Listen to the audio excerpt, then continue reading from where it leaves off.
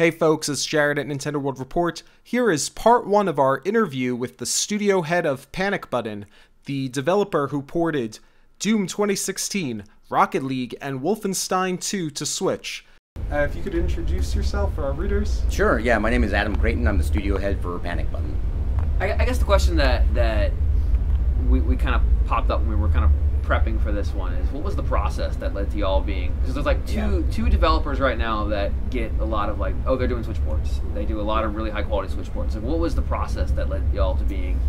Yeah, there's a bunch of stuff there, honestly. It's we've been working with the hardware for quite a while, in different ways, and for several years. And we arguably have some of the most experience of any third-party developer.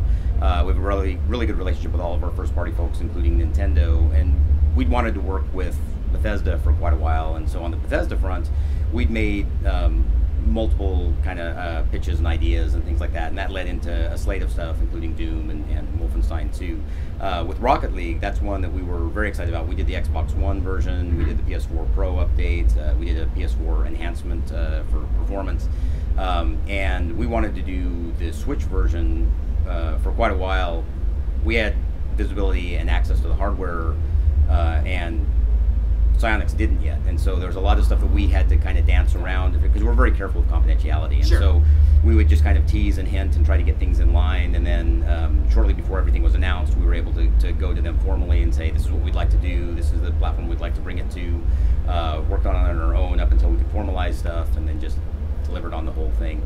And that was important to us, because we wanted, for us, it's such a great match for that hardware, because it's a multiplayer title you can play anywhere. And then Doom is the same way, right? Doom is one of those titles that I'm a franchise fan, and Doom 2016 was such an amazing reinvigoration of the brand that I really liked, and being able to bring that to a platform that people can play on television or on the go was the goal. Could you talk a bit about the inclusion of motion/gyro controls in both Doom and Wolfenstein 2? Yeah, sure. So for us, it's when we do a game for a platform, we want it to be special for the platform. So at the outset, we wanted to do motion gaming for Doom on Nintendo Switch. So we were working on that internally, and then once the game was announced for the hardware, there's a big fan outcry for that stuff too. As we were working on it, it's a timing thing, and one of the things that's very important for us is when we do something for hardware, we don't want it to be gimmicky at all. So it has to be very refined, it has to be additive. And as we were working on bringing Doom in for release and then starting on Wolfenstein, there wasn't time to get a proper motion gaming set into Doom. We did add motion melee at launch.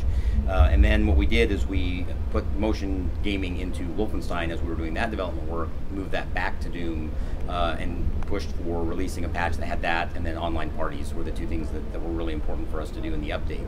And then we took that motion gaming, put it into Wolfenstein, and refined it even more. So you'll find that the motion gaming in Doom Wolfenstein is more nuanced than Doom.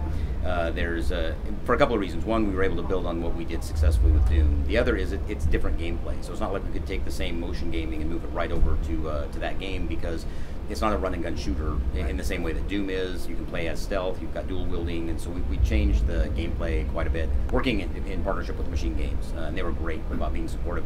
And Bethesda was phenomenal about giving user feedback and all of that kind of thing too.